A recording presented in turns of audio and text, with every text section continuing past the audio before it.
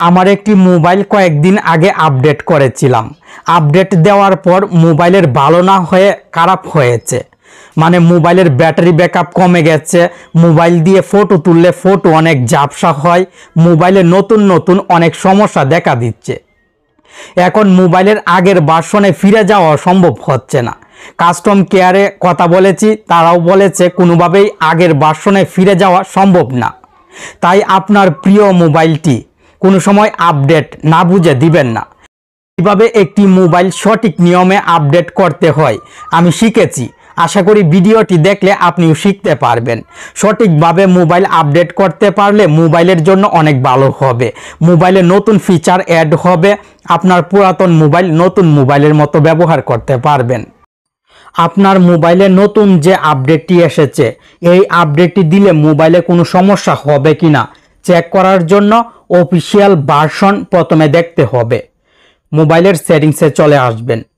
Settings থেকে about device সেটিংসে click করবেন। অ্যাবাউট ডিভাইসে ক্লিক করে আপনার মোবাইলে নতুন আপডেট আসছে কিনা খুব সহজে চেকও করে নিতে পারবেন। অ্যাবাউট ডিভাইসে ক্লিক করবেন। আমি ওপ্পো মোবাইল ব্যবহার করি, তাই এখানে কালার ওএস লেখা শো হচ্ছে। আপনি যদি অন্য কোনো ব্র্যান্ডের মোবাইল ব্যবহার করেন তাহলে এখানে অন্য লেখা শো হবে, এই লেখাতে ক্লিক করবেন।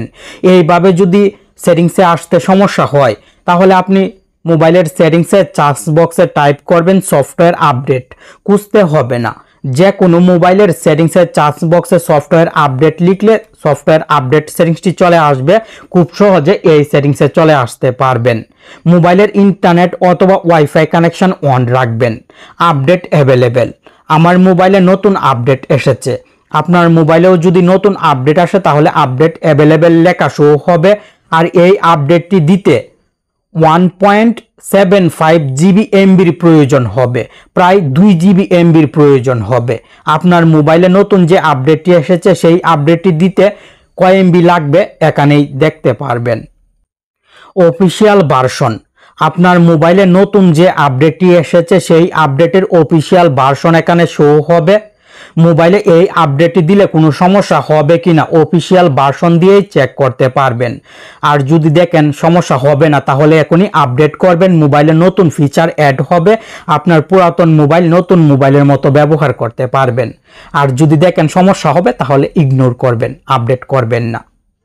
মোবাইলের হোম বাটনে ক্লিক করবেন, হোম স্ক্রিনে চলে আসবেন। ফেসবুক অ্যাপটি ওপেন করবেন। ফেসবুকের সহায়তা নিতে হবে। ফেসবুকে আশা করি আইডি লগ ইন আছে। উপরের দিক থেকে সার্চের আইকনে ক্লিক করবেন। আপনার যে মোবাইলে নতুন আপডেট এসেছে সেই মোবাইলের নাম এবং মডেল সঠিকভাবে টাইপ করবেন। মোবাইলের নাম মডেল টাইপ করে গোতে ক্লিক করবেন। গ্রুপস ক্যাটাগরিতে ক্লিক করবেন। আপনার মোবাইলের নাম এবং মডেলের সাথে মিল আছে এমন অনেক গ্রুপ এখানে শো হবে। বেশি সদস্য আছে এমন গ্রুপে জয়েন হবেন। জয়েনে ক্লিক করে খুব সহজে জয়েন হতে পারবেন। আমি আগেই একটি গ্রুপে জয়েন হয়ে আছি, এখন এই গ্রুপে প্রবেশ করব। আপনি জয়েন হয়ে গ্রুপে প্রবেশ করবেন। স্ক্রল ডাউন করে এখানে দেখবেন আপডেট দিয়ে কেউ পোস্ট করেছে কিনা দেখবেন। কে কে দিয়েছেন, কি কি পরিবর্তন হয়েছে। এক ভাই আপডেট এসেছে, পোস্ট করেছে। এখন কমেন্ট অপশনে ক্লিক করে আমি চেক করে দেখব, কমেন্টগুলো চেক করব। এটা দিয়ে আমার টাচ কাজ করে না ভাই। Oh my god, finger and network slow হয়ে গেছে। দেখুন অনেকেই আপডেট দিয়ে সমস্যায় পড়েছে। এইভাবে আপনি যদি দেখেন মোবাইল আপডেট দিয়ে সমস্যায় পড়েছে মানুষ, তাহলে আপনি আপডেট দিবেন না। এখান থেকে সফটওয়্যার ভার্সন চেক করতে হবে। সফটওয়্যার ভার্সন মিল আছে কিনা আমি দেখে নিচ্ছি। 1610। আর আমার মোবাইলে নতুন যে আপডেটটি এসেছে সেই আপডেটের অফিসিয়াল ভার্সন 1800। তার মানে মিল নেই, এই আপডেটটি অনেক আগের, নিউ কেউ পোস্ট করেনি।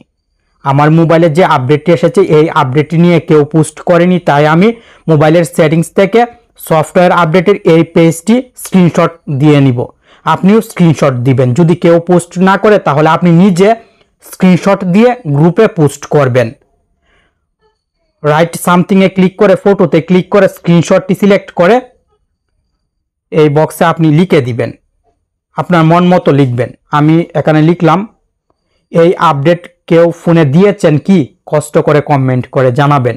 আপনি আরও সুন্দর করে গুছিয়ে লিখে পোস্ট করে দিবেন। আশা করি কেউ আপডেটটি দিয়ে থাকলে কমেন্ট করে জানাবে। আপনি ধৈর্য ধরে অপেক্ষা করবেন। মোবাইল যদি অনেক দিন ভালো ব্যবহার করতে চান তাহলে আপনাকে এইভাবেই কষ্ট করে মোবাইল আপডেট করতে হবে, অন্য কোনো সিস্টেম নেই। অন্যদের ফিডব্যাক নিয়ে তারপর মোবাইল আপডেট করবেন।